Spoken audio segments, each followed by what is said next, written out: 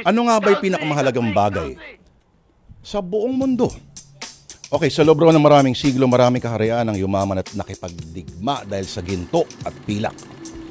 Marami rin taga-Europa noon ang nangahasa tawirin ng misteryosong karagatan para tuklasin sa kabilang bahagi ng mundo ang mga spice na mga ordinaryong sangkap na lang na ginagamit natin sa kusina ngayon. Yup. Sa pag-inog naman ng modernong industriya, sa supply naman ng langis, tumitigil at dumadaloy ang buong planeta. Pero kung titingnan naman, kung sino yung mga naging bilyonaryo na itong mga nakaraang dekada, hindi naman mga kontraktor.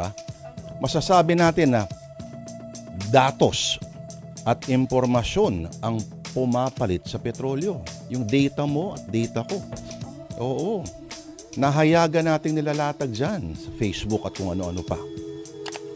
At ang physical naman na kailangan sa paggawa ng mga smartphones at mga electric vehicles, yung mga mineral gaya ng lithium, cobalt at yung mga rare earth minerals sa tinatawag. Pero sa taong ilang araw nang tumatawid sa disyerto, ang pinakamahalagang bagay sa mundo ay hindi diamante, hindi ginto, kundi isang basong tubig.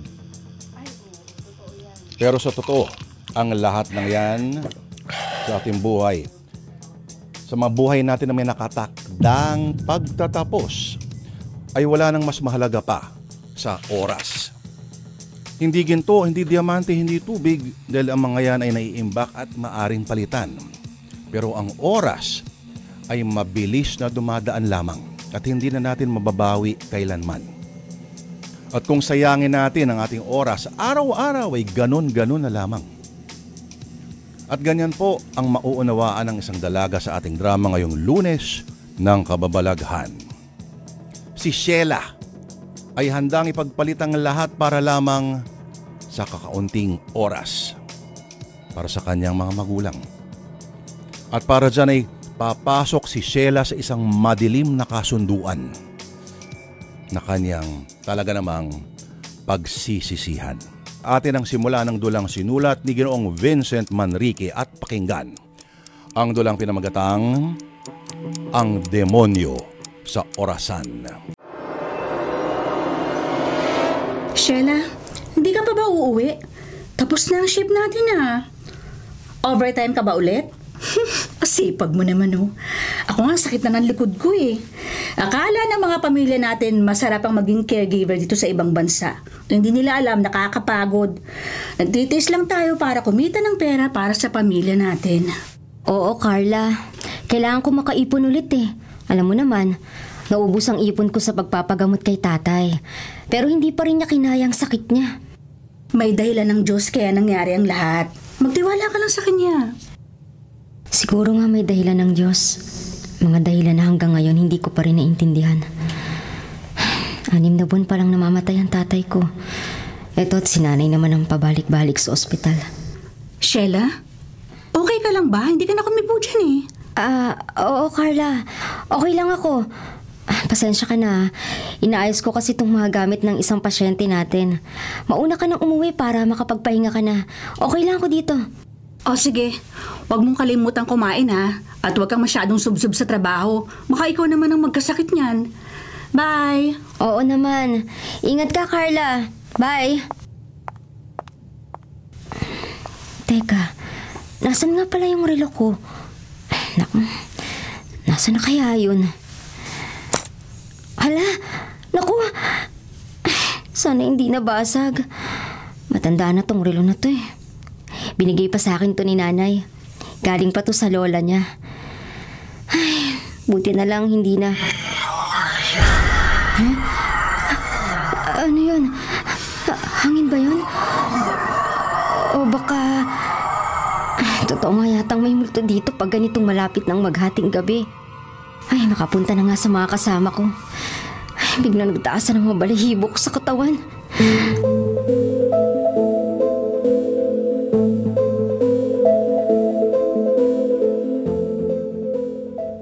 Good morning, mahal. Mukhang pagod na puyat ka. Huwag ka na mag-double shift mamaya at baka ikaw naman ang magkasakit. Okay lang ako. Konting pahinga lang to, mahal. Papasok ka na ba sa pabrika? Kumain ka na ba? Ay, pasensya ka na ha. Hindi na kita ni pagluto dahil sa pag-overtime ko. Ayos lang, mahal. Naiintindihan kita. At kaya nga ako ang nagluluto para sa atin dahil alam kong busy ka. Ano, gusto mo na bang kumain? Paghahanda na kita. Huwag na, mahal.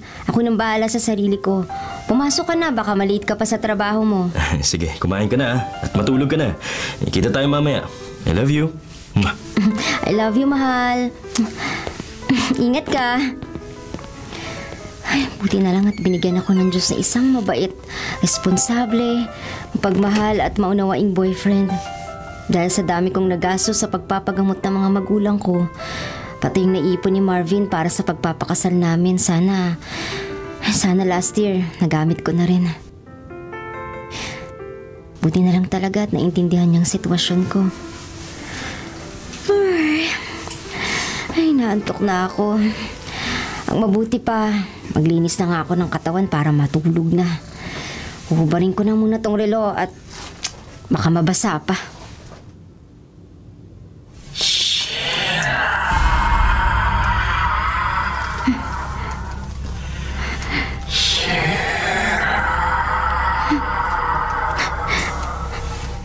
Ano yun? May tumawag ba sa pangalan ko? Bakit parang dito yata nanggaling sa relo ko? Resulta yata ito ng kakapuyat ko eh. Kung ano naririnig ko.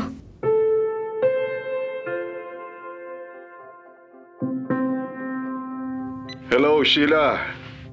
Buti na patawag ka. Tama-tama at kakatapos lang ng dialysis ng nanay mo. Kumusta po si Nanay, Tito Kanor? Ayos lang po ba siya pagkatapos ng dialysis session? Okay naman siya ngayon. Medyo mababa pa rin ang hemoglobin niya pero may gamot nang in-inject sa kanya. Kaya huwag kang masyadong mag-alala. Bukas nga pala, pupunta kami sa cardiologist niya at may mga test pang kailangan gawin. Sige po, Tito Kanor. Sweldo naman po mamaya eh. Pipilitin ko pong ipadala agad ang pang-check-up ni Nanay. Pati yung para sa iba po niyang panggastos. Tito Kanor, salamat po ah. Buti po nandyan kayo para kay Nanay. Kapatid ko ang nanay mo, Sheila. Natural lang na alagaan namin ang isa't isa. Mabuti nga at may anak siyang kasing bait mo. Walang sawa sa pagtatrabaho para matustusan ang mga gastusin niya.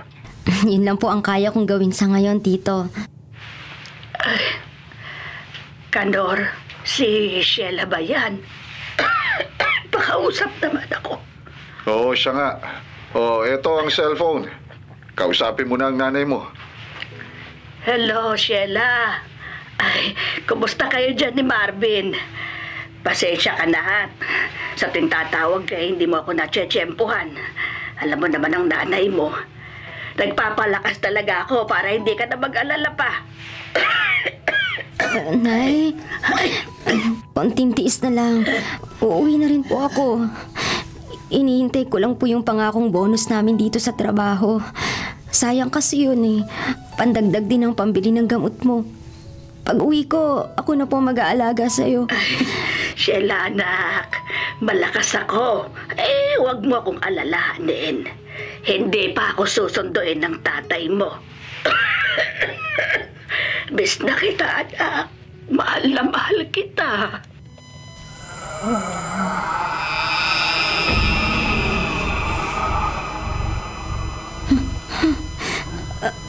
Ano ba yung tunog na yun? Ang sakit sa tenga. Hello, Inay? Hello? Putol na yata yung tawag. Sheila?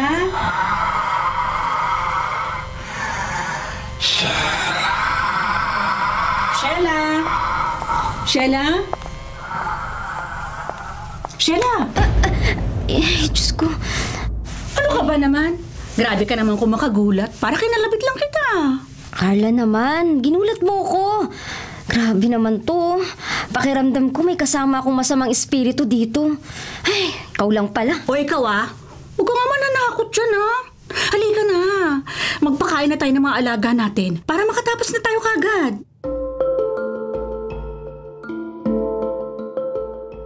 Sheila, alam mo bang nag-resign na si Ana? Dadalhin siya ng boyfriend niyang foreigner sa Amerika para pakasalan. Ay, sana all. Eh di maghanap ka rin ng foreigner. Tapos pag nasa Amerika ka na, kunin mo na lang ako ha. Uy, lagpas na tayo sa kalendaryo pero hindi pa rin tayo makapag-asawa sa hirap ng buhay. Buti nga ikaw may boyfriend ka na eh. Sobrang bait pa. Samantalang ako wala. Ay, sobrang bait talaga ni Marvin. Nahihiya na nga ako sa kanya eh. Dahil lahat ng inipon niya para sa amin, nagastos ko na. Alam naman niya kung saan mo yung ginamit. Hindi naman sa mga luho, di ba? Tingnan mo nga yung relo mo. Sobrang luma na.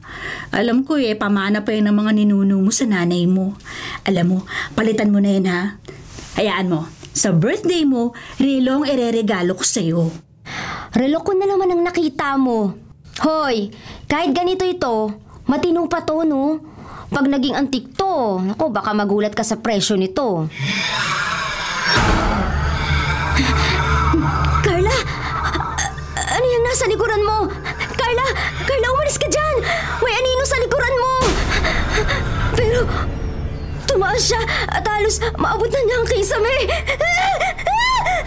Sheila, ano ka ba? Wala naman kahit ano sa likod ko ah. Ano ka ba? Ano, huminahon ka nga.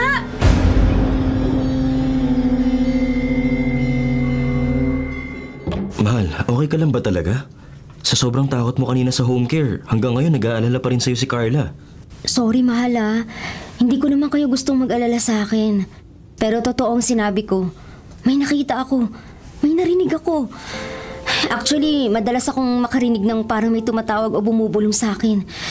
Nakakakilabot ang boses niya pero parang nanggagaling sa ilalim ng lupa. Okay, naniniwala ako sa'yo. Pero sa ngayon, siguro dapat magpahinga ka ng mabuti. Umabsent ka muna sa trabaho mo, bumawi ka ng tulog.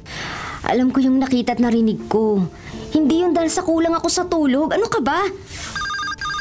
Oh, may tumatawag sa'yo. Si Tito Kanor. Oo nga no. Bakit kaya siya napatawag? Kinakabahan ako pag ganitong alanganing oras nila akong gustong makausap. Hello? Tito Kanor? Napatawag po kayo. Sheila, ang nanay mo. Nandito kami ngayon sa emergency room. Alam kong mag-aalala ka. Kaya lang, hindi ko to kayang mag-isa. Kaya sinasabi ko na sa'yo, Sheila. Tito Kanor, ano pong sabi niyo? Si nanay, ano pong nangyari kay nanay? Okay naman siya kanina. Kaya lang, bumaba raw ang pula ng dugo niya.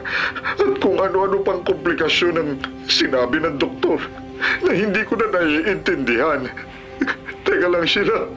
Tatawagan uli kita. Oh, ano nangyari? May problema ba kay nanay? Marvin, si nanay, may masamang nangyari sa kanya. Diyos ko, ilang buwan pa lang na kinuha sa amin si tatay.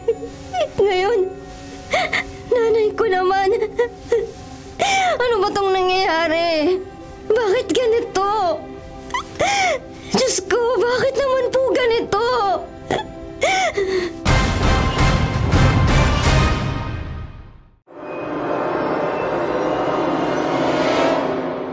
Sheila, bakit? Ano nangyari? May update na ba sa kondisyon ni nanay? Bakit ka umiiyak? Si Tito Kanor, tumawag siya. Wala na si nanay.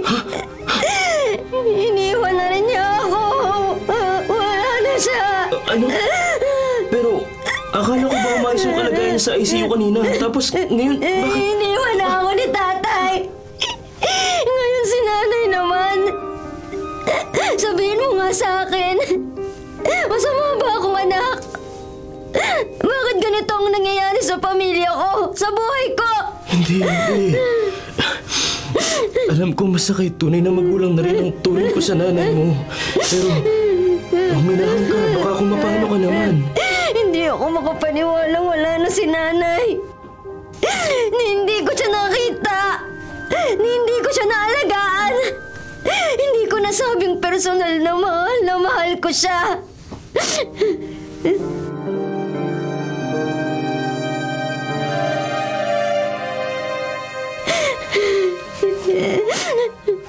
Nay, eto na po ako. Nakauwi na ako sa bahay natin.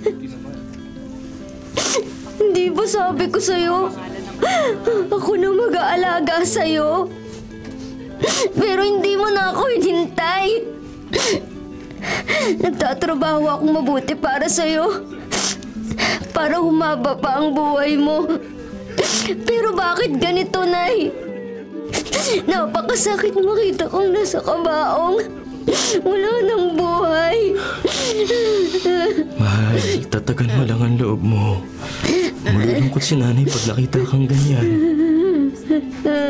Tama si Marvin, Sheila. Huwag mong sisihin ang sarili mo. Walang may gusto sa nangyari. At hindi nagdamdam sa iyo ang nanay mo kahit kailan. Mahal na mahal ka niya. Nay, kung may babalik ko lang ang oras, gagawin ko. Para maalagaan kita at maipadama ko sa'yo kung gaano kita kamahal. Mahal na mahal kita, Nay. Kayo ni Tatay. Mahal na mahal ko kayo.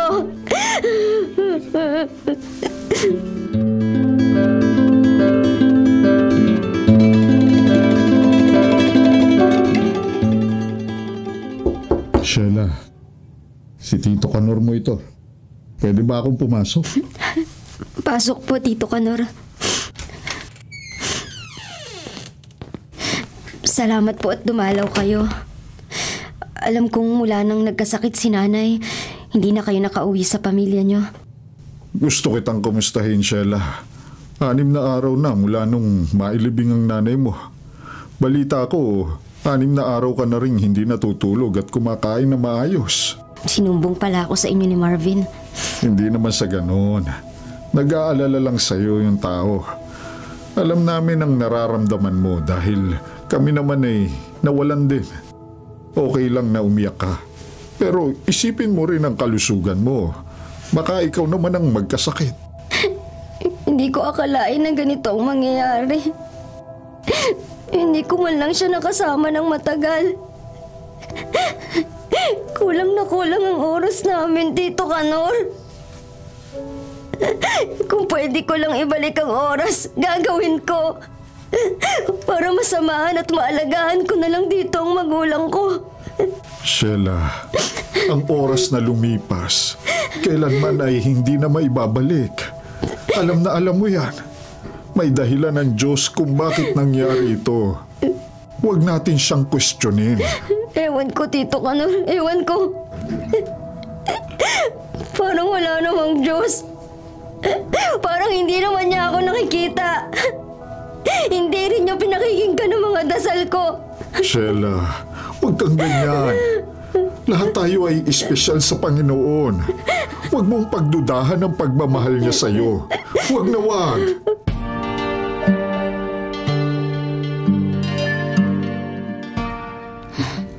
Nasaan na ba ako? Bakit sobrang dilim yata dito at napakaginaw? Hindi ko tuloy mapigilang yakapin ang sarili ko. Sheila. Sheila. Buti at nandito ka. Alam kong gusto mo kong makita. Sino ka? Nasaan ka? Bakit lagi mo akong tinatawag? Teka, anong ginagawa ng lilo ko dito sa sahig? Imposible namang naiwala ko yan. Bigay sa akin yan ni nanay, kaya iniingatan ko talaga yan. Teka nga, pupulutin ko.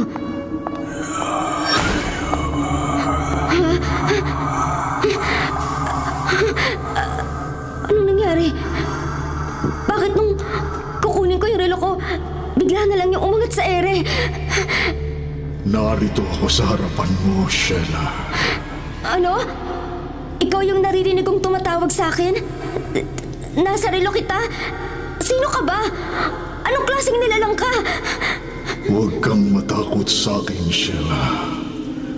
Hindi mo ko kaaway. Sa katunayan, kailangan mo ako. Kailangan? Ano yung sinasabi mo? Kailangan mo ako, Sheila. Diyos ko, hindi to totoong nangyayari. Lumulutang ang relo ko at may malaking aninong lumalabas mula sa loob ng relo. Kaya kong ibalik ang mga panahon at oras mo, Sheila. Kaya kitang ibalik sa panahon na buhay pa ang iyong ina. Kaya ko yung gawin kung hihilingin mo lang. Ano? Totoo ba yan, ha? Seryoso ka ba? Oo, seryoso ko. Pero bilang kapalit, ikukulong kita sa kadilimang taglay ko.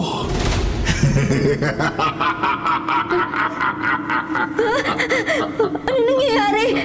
Pinalilibutan ako ng itim na anino. Hindi ako makahinga. Tulungan niyo ako! Mahal! Ano nangyayari sa'yo? Gumising ka! Nananaginip ka! Gumising ka! Mahal! Diyos ko, Bakit? ang samang panaginip. Nakakatakot na panaginip.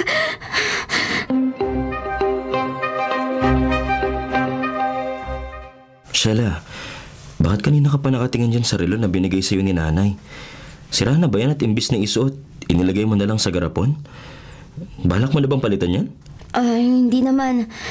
Kagabi kasi, panaginipan ko na may buhay daw ang relo na to. Pero wag mo na akong pansinin. Sige na, umalis ka na para makabalik ka kaagad. Sige, babalik ako agad. Huwag ka nang umiyak ha. Magamagana yung mga mata mo. Sige na, hindi na. Sige na, mag-iingat ka. Gusto kong ibalik ang oras. Gagawin ko ang lahat para makabalik ako. Gusto kong makita si nanay. Gusto kong marinig ang boses niya kung may nakakarinig sa akin. Pakiusap. Pagbigyan niyo ako.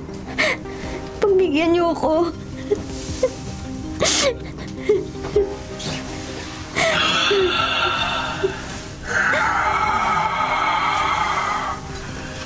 Sheila, tanggapin mo ang kapangyarihan ko. Matutulungan kita. Kaya kong ibalik ang mga oras na nawala sa'yo. Kapalit ang mga oras sa hinahanap mo. Ano na lang ba ang mga yun? Kumpara sa kaligayahang mararamdaman mo dahil makakasama mo ang nanay mo. Totoo.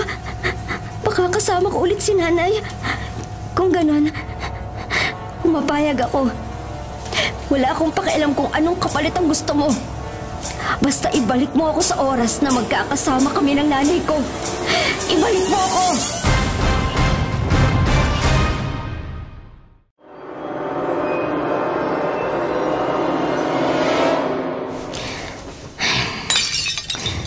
Ano yun?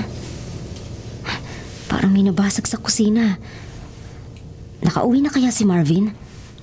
Teka nga, at mapuntahan. May tao sa kusina at... Ha? Diyos ko! Nanay? Ay, Sheila, anak. Dumulas yung baso sa kamay ko. Pwede mo bang kunin ang daspan natin na tuwalis? Nay! Nay! Ikaw nga, Nay! Nay! Totoo nga, Nay! Nandito ka ngayon! Kasama kita, Nay! Ay, Sheila, ano bang sinasabi mo? Abay talaga namang magkasama tayong dalawa.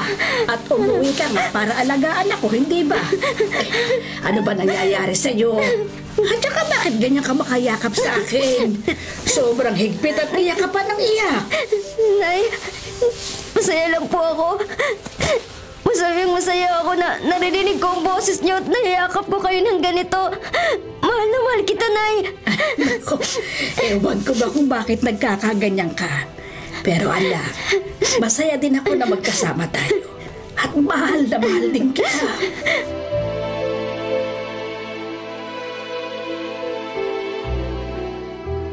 Nay, kakatapos lang ng dialysis session niyo. Sigurado ka bang may lakas ka pa para magsimba? Baka nangihina pa kayo. Ano kaya kung umuwi na lang tayo? Ay, medyo nanghihina nga ako, anak. Pero kaya ko pang magsimba. Sabi nga, ang Diyos ang ating lakas. Kaya eto, hihingi tayo sa Kanya ng lakas at magpapasalamat para sa ating buhay. Pero Nay, hindi tayo binibigyan ng lakas ng Diyos. Kung alam mo lang yung totoo, binawi na niya ang buhay mo. Binawi ka na niya sa akin. Kaya hindi ko na alam kung maniniwala pa ako sa Kanya. Oh, Sheila, halika na. Pumasok na tayo sa loob ng simbahan. Sige po, Nay. Kung yan ang gusto mo, kumapit po kayo sa akin.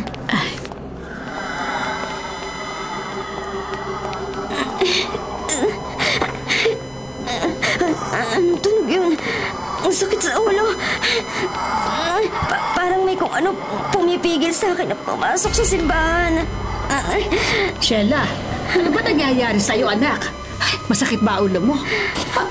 Diyos ko. Ano nangyayari sa braso mo, anak? Tingnan mo. Umuusok ang relong binigay ko sa'yo. Oo, Nay. Ano bang nangyayari? Ang init. Napapasok ako.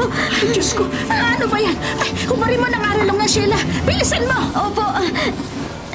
Ayaw matanggal ng relo, Nay. Ang init at parang lalong sumisikip. Umalis ka na sa lugar na ito, Sheila. Umalis ka. Ang boses na yun. Sheila, saan ka pupunta? Nay, halika rito. Teka, hintayin mo ako. Sheila, bakit ka ba nagtatakbo, anak? Ha? Nawala na ang usok sa relo mo. Nay, ang mabuti pa, umalis na muna tayo dito. Gusto ko na pong umuwi. O siya, sige. Mas mabuti nga sigurong umuwi na muna tayo. Halika na.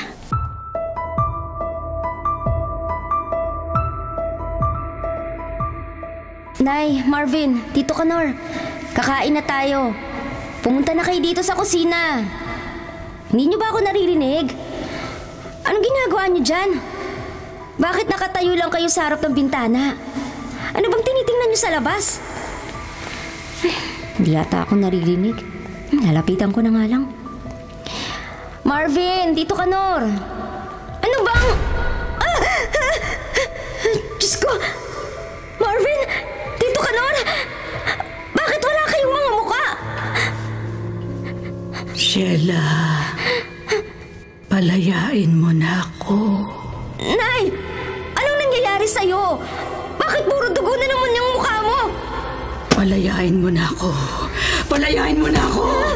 Palayain mo na ako. Nay! Huwag mo ako sa akin, Nay!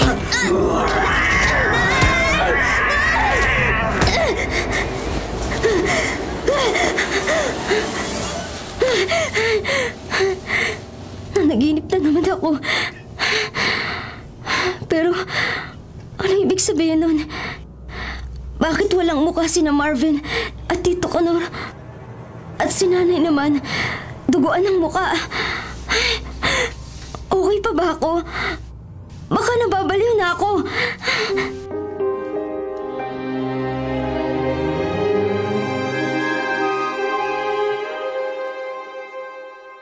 Nay, pwede po ba ako magtanong? Oo naman. Ano ba yon? Nay, kunwari, mawala ako. Malulungkot ka ba? Oh, syempre naman, anak. Ano ba namang klaseng tanong yan? Anak kita, mahal kita. Importante ka sa akin. Paano kung nawala na ako? Tapos gusto mo akong ibalik? May nag-alok sa'yo na ibabalik niya ako sa'yo. Tatanggapin mo ba ang alok niya? Anak, minsan lang tayo mabubuhay sa mundo. Ang Diyos lamang ang nakakaalam kung kailan ka ipanganganak at kung hanggang kailan ka mananatili sa mundong ito. Naintindihan mo ba? Kung may nilalang na mag-aalok ng ganun, baka kalaban yun ni Lord. Ganun po ba? At kung kalaban siya ni Lord, malamang na hindi lang ako mapapahamak. Maging ikaw na bubuhayin ko. Kung ganun, hindi ko ba to dapat ginawa?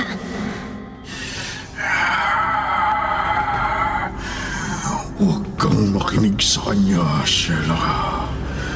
Dahil kung makikinig ka, ganito lang ang mangyayari. Sheila, ang dibdib ko! Nay, anong nangyayari sa'yo? Hindi ko ba makahinga, Nay? Gusto mo bang mawala uli sa'yo ang nanay mo, Sheila? Gusto mo bang magkahiwalay kayong muli? Sumagot ka! Sumagot ka! Tama na! Huwag mo itong gawin kay nanay! Sa'yo lang ako maniniwala! Ikaw lang ang makapangyarihan sa lahat! Ikaw lang!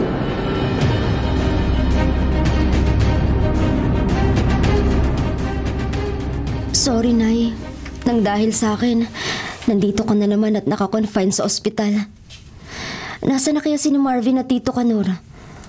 Wala man lang akong makasama para magbantay kay nanay. Ilang araw ko na silang hindi nakikita. Sheila! Gumising ka, Sheila! Lumaban ka! Huwag kang magpapatalo! Sheila, huwag ka susuko. Huwag ka sasama sa kasamaan. Sheila, naririnig mo ba kami? Tumawag ka sa Diyos. Tumawag ka! Marvin? Tito Kanor? Ano bang nangyayari? Bakit naririnig ko ang boses nila? Tsaka ano bang sinasabi nila na gumising daw ako? Bakit? Marvin! Tito Kanor! Nasaan kayo? Marvin! Tito Kanor! Kasama ko si nanay at nanganganib ang buhay niya. Nasaan ba kasi?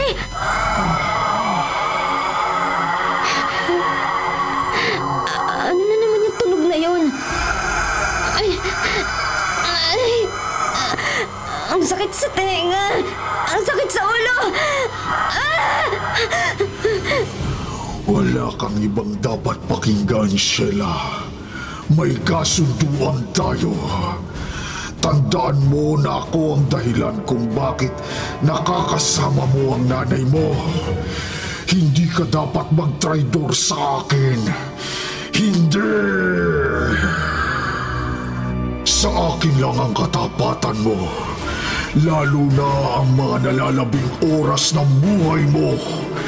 Akin ka na, Sheila. Akin ka na!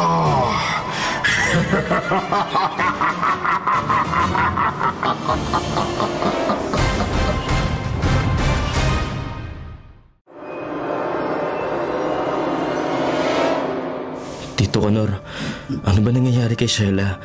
Bakit ganyan siya? Tignan niyo, ilang araw na siyang tulala at halos hindi kumakain kahit pilitin. Kinakabahan na po ako. Dalhin na kaya natin siya sa ospital. Marvin, iba ang kutob ko sa nangyayari kay Sheila. Kahapon, naririnig ko siyang parang may kinakausap. Ngayon naman, halos hindi na siya nagsasalita. Baka nababaliw na si Sheila sa sobrang pag-iisip sa nangyari sa nanay niya. Hindi niya talaga matanggap na patay na si Nanay Bonnie. Hindi siya nababaliw. Sa tingin ko... Hindi nyo na mababawi sa akin si Sheila. Sa akin na ang kaluluwa niya. Sa akin na! Tito Kanor, ano nangyari? Ba't nagkaganon si Sheila?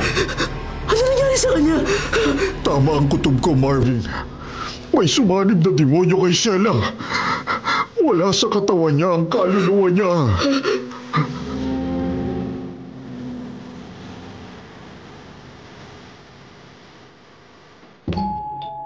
May nag-doorbell. Sino naman kaya yun? Sheila, kumusta ka? Carla? Anong ginagawa mo rito? Kailan ka pa nakauwi ng Pilipinas? Hindi ba 3 taon pa ang kontrata mo? Mabuti nakita mong bahay namin. Parang hindi ko naman naibigay sa'yo yung address ko. Halika, pasok ka.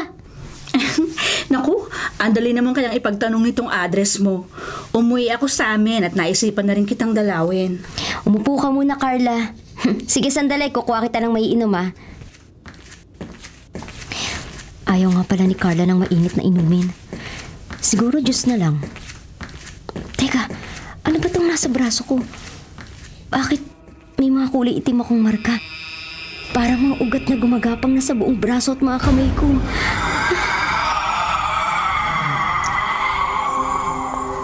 Sheila? Anong problema? Carla, tingnan mo to. Anong nangyayari sa akin? Bakit may mga itim akong marka? Nakikita mo ba? Carla! Teka, ba't nakangiti ka? Ha? Ako nakangiti. Eh Bakit naman ako ngingiti? Saka ano ba yung sinasabi mo, Sheila? Wala naman ako nakikitang marka sa mga kamay at braso mo, ha? Ay naku, wag kang ang praning ano. Ang mabuti pa, tignan mo na lang yung mga pasalubong ko sa'yo.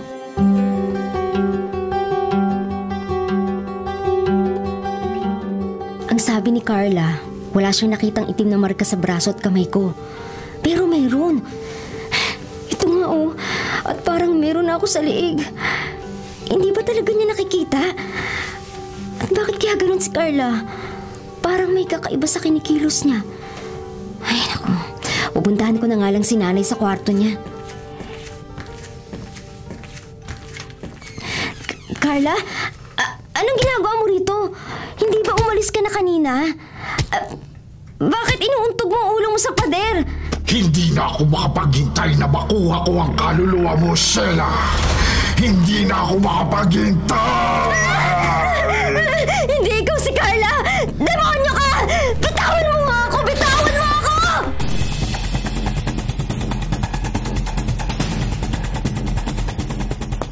Sheila, anak? Ano nangyayari? Bakit humahangos ka? Nay, may demonyo sa labas. Nagpanggap siyang si Carla at ang sabi niya, hindi raw siya makapaghintay na kunin ang kaluluwa ko. Nay, bakit po? Ano bang nangyayari? Anak, tignan mo ang relo mo. May kung anong kulay itim ang lumalabas doon. Ay, Diyos ko. Hindi ko alam na totoo palang sumpa sa relong yan. Sumpa? Ano pong sumpa, Nay? Yang relo na pamana sa akin ng nanay ko. Sinabi niyang magdadala ito ng swerte kung ang magiging panganay kong anak ay babae. Pero magdadala ito ng kamalasan kapag hindi. Hindi ko maintindihan, Nay. Anak, lalaki ang naging panganay ko. Nakunan ako noon, kaya ikaw lamang ang nag-iisa kong anak. Ang akala ko, okay lang yun at suswertihin ka pa rin. Kaya naman binigay ko sa iyo ang relong yan. At dahil sa kapabayaan mo ay nagkagulo na ang lahat. Hindi lang ang buhay nyo, kundi pati na ang kaluluwa ko ay nakulong nyo sa relong ito. Bilang ganti, kukunin ko kayong lahat. Ha? Ikaw ang kaluluwa ng batang lalaking yon? Ikaw ang anak ko? Hindi yan totoo, Nay. Nagsisinungaling siya. Hindi siya ang kaluluwa ng kapatid ko. Isa siyang demonyo! Mawawala kayong lahat. Mawawala kayo!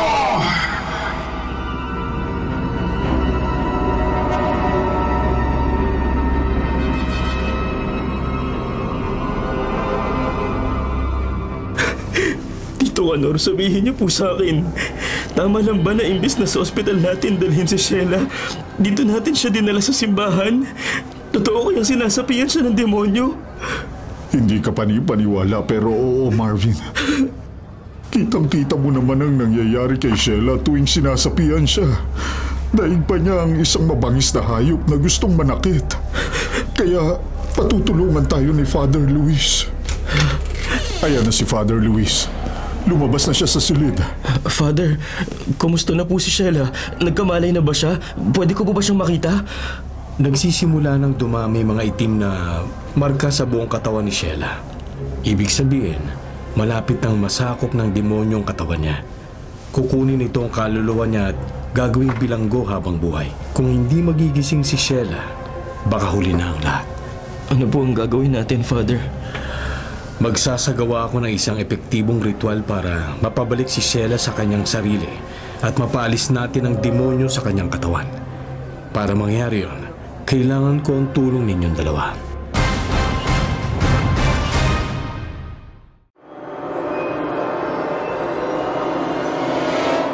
Tito Kanor, hindi ko talaga kayang tignan si Sheila. Ilang araw na siyang nakatali dito. Inadasalan at nakikipag-agawan sa demonyo para sa katawan niya at kaluluwa. Malakas ang isipan ni Sheila. Marami na siyang pagsubok na pinagdaanan. At alam kong malalampasan niya rin ang pagsubok na ito. Tama ang Tito Kanor mo, Marvin. Kailangan mo mas magtiwala kay Sheila. Lalo na sa ating Panginoon.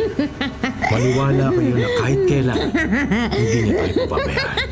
Maliligtas ba natin si Sheila? Ang demonyo sa loob ng katawan ni Sheila ay nililin lang siya. Ipinapakita nito sa kanya ang mundo. Gustong-gusto niyang makita. Kaya hindi niya tayo marinig. Ngayong gabi, Gagawin natin ang lahat para makuha si Sheila. Sa huwad na mundong yun, sisimulan ko ng ritual ng pagpapaalis sa demonyo. Hindi nyo na maililigtas pa si Sheila. Akin ang lahat ng oras niya gaya ng kasunduan namin. Akin ang kaluluwa ni Sheila. Akin ang mga kaluluwa nila! Tumahimik ka, kampo ng kasamaan. Sa ngalan ng Diyos na makapangyarihan, inuutusan kitang lumaya sa katawan ng babaeng ito gamit ang banal na dasal at liwanag ng krus na ito. Lisanin mo ang katawan ng anak ng Diyos. Isasaboy ko sa iyo ang banal na langis. Lilinisin ito ang kasamaan.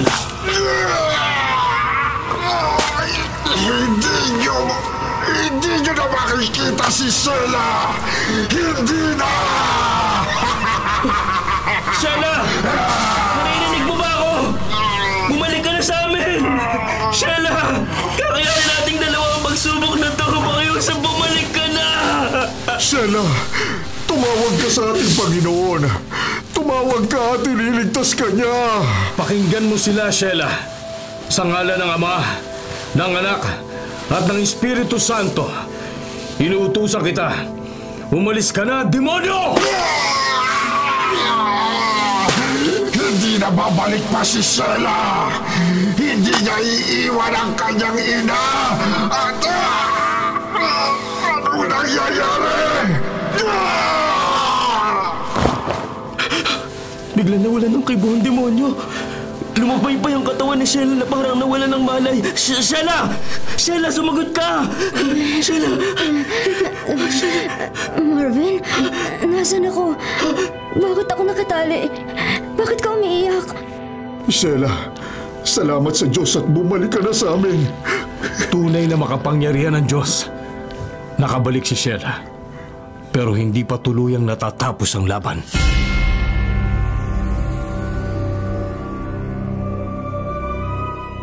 Salamat sa Diyos at salamat din kay Father Luis dahil nakabalik ka na rito sa totoong mundo mo. Mahal, hanggang ngayon, hindi pa rin ako makapaniwala na nakakausap na kita. Ano nangyari sa akin? Wala akong natatandaan na kahit ano. Ang alam ko lang, may nilalang akong nakilala. Sabi niya, ibabalik niya ako sa panahon at oras na makakasama ko si nanay, kaya pumayag ako. Nilinlang ka ng demonyo. Nung pumayag ka sa alok niya, yun siguro yung naabutin kitang walang malay sa kwarto natin. Sinugod kita sa ospital pero parang may kakaiba na sa'yo eh. Nagwawala ka na at parang naging ibang tao ka na. Walang nakikilala at sinasaktan mo pati na rin ang sarili mo. Kung ganun, hindi pala totoo na nakakasama ko si nanay. Hindi pala totoong bumalik ako sa nakaraan. Kaya pala parang may mali eh. Kaya pala naririnig ko ang mga boses niyo ni Tito Kanor sa isipan ko. Pinapauwi niyo ko at pilit na ginigising. Dito, para kang sinasapian ng demonyo. Kaya walang tigil si Father Luis sa pagsasagawa ng ritual para lang mabalik ka sa amin. Hindi kami tumigil sa pagdarasal para sa kaligtasan mo. Maayos na ang pakiramdam ko. Baka pwede mo nang tanggalin ng tali sa mga kamay at paa ko. Tingnan mo, nagsusugat ng mga braso ko. Hindi pa namin maaaring gawin yan ngayon, Sheila. Sisiguraduhin muna nating napalayas na ang demonyo sa loob mo. Hintayin natin si Father Luis. Kailangan kanyang makausap.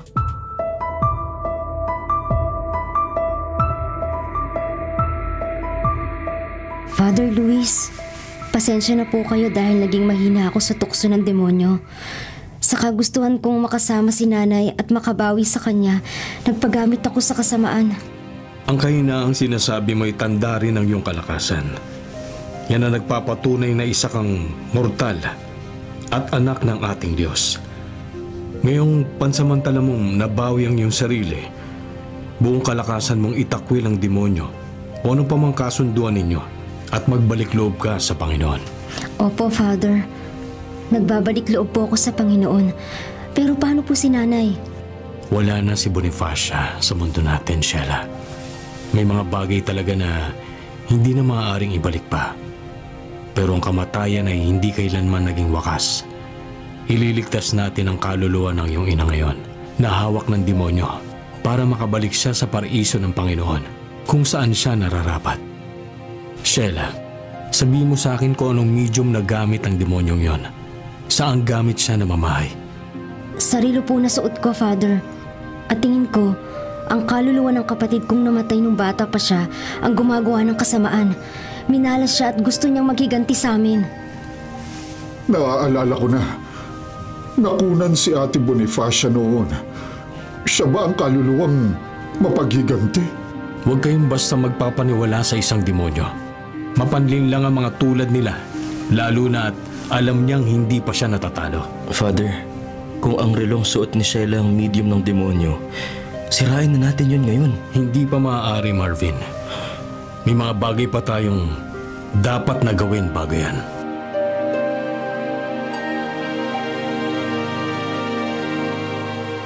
Father, seryoso po ba kayo sa sinasabi niyo? Hihintayin natin ngayong gabi na bumalik ang demonyo at sapian ulit si Sheila? Hindi po ba delikado yun? Delikado nga yun, Father. Paano kung hindi na muling makabalik pa si Sheila sa atin? Baka mas mabuti kung sirain na natin ang relo na ginagawang tirahan ng masamang nilalang na yun. Ang relo ang naging medium ng nilalang na yon para linlangin si Sheila. Pero hindi pa siya doon namamahay ngayon, kundi sa puso at katawan ni Sheila. At dahil sa matinding paniniwala ni Sheila sa nilalang na yon, pati ang kaluluwa ng kanyang ina ay nasa loob ng huwad na mundong ginawa niya. Iligtas natin ang kaluluwa ni Nanay Bonnie, Father. Hindi lang oras ni Sheila ang kinuha ng demonyo, kundi ang kanyang buong pagkatao. Kaunti na lang, makokontrol na siya nito ng tuluyan. Ayokong mangyari yon, Father. Ayoko nang kontrolin niya ako ulit. Lalong ayoko nang makulong sa mundong hindi ko alam kung nasaan. Ayokong makuha niya ang kaluluwa ni Nanay. Kaya handa akong gawin ang lahat para maitaboy ang demonyo. Sheila, alam kong delikado. Pero kasama mo kaming lahat dito. Hindi ka namin hahayaang mag-isa.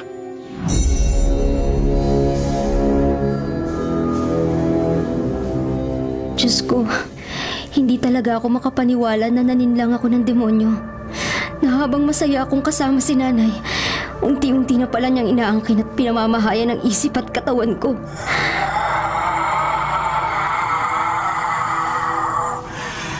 Sheila, may kasunduan tayo.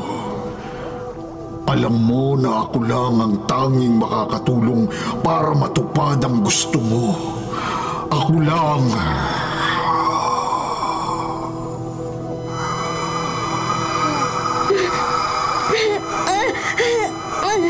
Ayan na naman yung tunog na yun. Tama na! Ayoko nang makinig sa'yo! Di mo ko matatakasan, Sheila. Akin ang katawan at ang kaluluwa mo. Akin lang!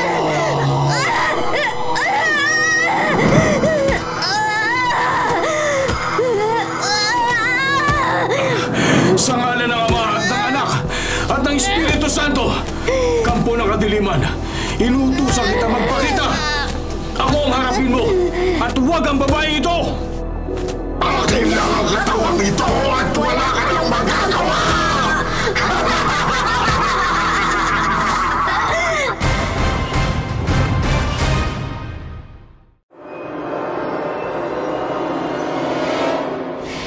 Nasaan ako? Nakabalik na yata ako sa mundong ginawa ng demonyo para linlangin ako. Masaya sa lugar na to dahil kasama ko rito si Nanay. Pero nilagay ko lang sa panganib ang kaluluwa niya. Sorry, Nay. Sa sobrang pagmamahal ko sa'yo, nakagawa ako ng ikapapahamak ng kaluluwa mo. Sheila, anak, huwag kang umiyak. Wala kang dapat na ikalungkot. Masaya rin akong makasama ka. Dito ka na lang at samahan mo ko. Pero, Nay, paano si Marvin? Paano ang buhay ko? Hindi na sila importante, Sheila. Ang mahalagay tayong dalawa. Maaalagaan mo ko gaya ng pangako mo sa akin. Sheila, makinig ka sa akin. Alalahanin mo ang pagmamahal sa iyo ng iyong ina. Uunahin niya kapakanan mo kaysa sa sarili niya kagustuhan. Kung naguguluhan ka, tumawag ka sa Diyos. Tutulungan ka niya. Sheila, anak, halika. Abutin mo ang kamay ko at sumama ka na sa akin. Uuwi na tayo. Kalimutan mo ng iba pang mga bagay. Hindi. Ayoko. Hindi ikaw si Nanay. Alam kong nagpapanggap ka lang. Ano bang sinasabi mo, Sheila? Sumama ka na sa akin. Sinabi nang sumama ka na sa akin. Nangako ka sa akin. May kasunduan tayo. Magbabayad ka, Sheila. Akin ang lahat ng mga natitirang oras ng buhay mo. Akin na! Ano to? Si nanay, nagiging parang isang halimaw. Nagiging demonyong itsura niya. Sinasakal niya ako. Hindi ako makahinga. Hindi ka makakatakas, Sheila. Ito na ang mundo mo. Ito na!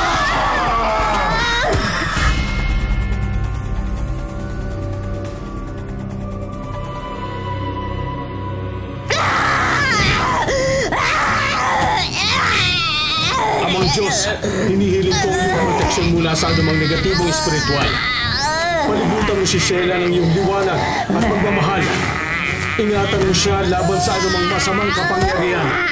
Amen. Layuan niyo ako! Umalis kayong lahat dito!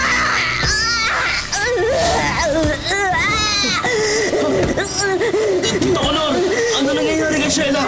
Biglang nakinig ang katawan niya habang nakatali siya sa paa ng kama. Kung wala tayong gagawin, masasaktan na naman siya. Hindi ko alam, Marvin. Kahit ako, hindi ko na kayang tingnan pa ang nangyayari sa kanya. Pero wala tayong magagawa. Kailangan natin magtiwala sa Diyos na maililigtas niya si Sheila. Diyos ko, tulungan niyo po kami. Tulungan niyo po si Sheila. Tulungan niyo siyang manalo sa laban niya sa kampo ng kadiliman.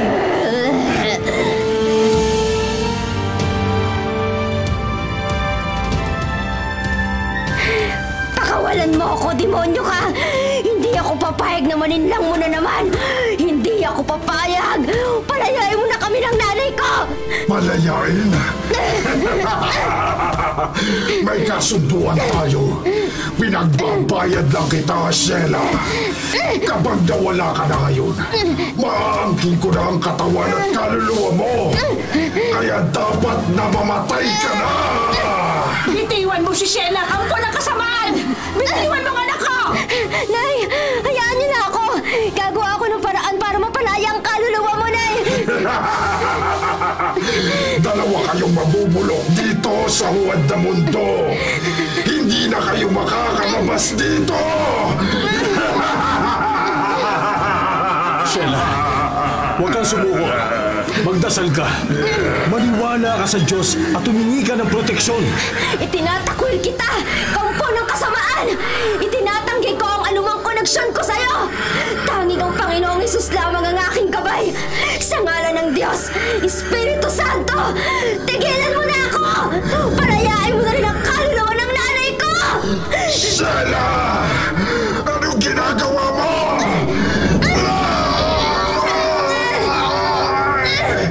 Nawawasak ang mundo mo!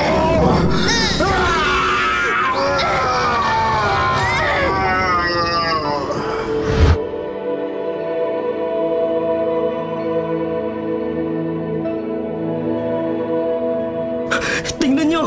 Umeepekto na ang ritual! Nawawala na mga itim na marka sa katawan ni Sheila. At parang may maitim na aura na tumatakas mula sa katawan niya. Oo nga, tingnan nyo. May nakakatakot na anino na lumalabas sa katawan ni Sheila. Hindi ako papayag na sirain nyo ang mga plano ko. Akin ang mga nalalabing oras sa buhay ni Sheila. Akin ang lahat ng mga kalungkutan na tinanakit niya. Iyon ang aking kalakasan. Hindi niyo ako matatalo!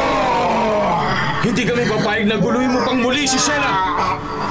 Sa ngalan ni Jesucristo, inuutusan kitang umalis sa mundong ito. Gamit ang makapangyarihang banal na tubig. Lumayas ka dito! Ngihina ka, Lord. Marvin, kunin niyo ang relo ni Sheila at sirain niyo para wala nang babalikan ng masamang nilalang na yan. Opo, Father! Sisirain ko na! Ilulublob ko ito sa banal na langis para tuluyan ng mawala ang anumang masamang enerhiya na naririto. Hindi niyo ako matatalo! Ang kasamaan ay nasa buong mundo! Hindi pa ako tapos!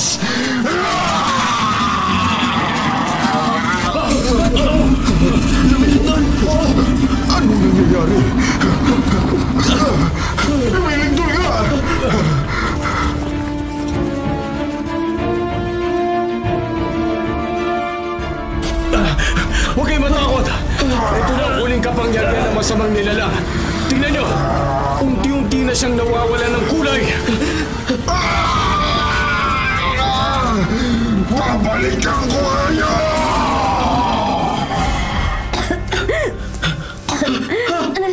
Shela! Shela, salamat sa Diyos at nakabalik ka.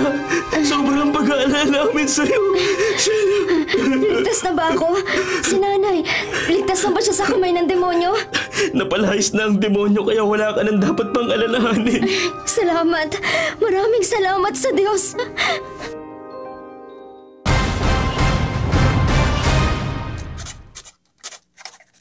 Mga kapatid, ito po ang inyong kapatid na si Lord De Vera, nagsasabing, sana dito na tayo sa totoo. Dito na tayo sa True FM. At sana po'y mag-subscribe kayo at mag-follow sa mga social media accounts po ng @TrueNetworkPH.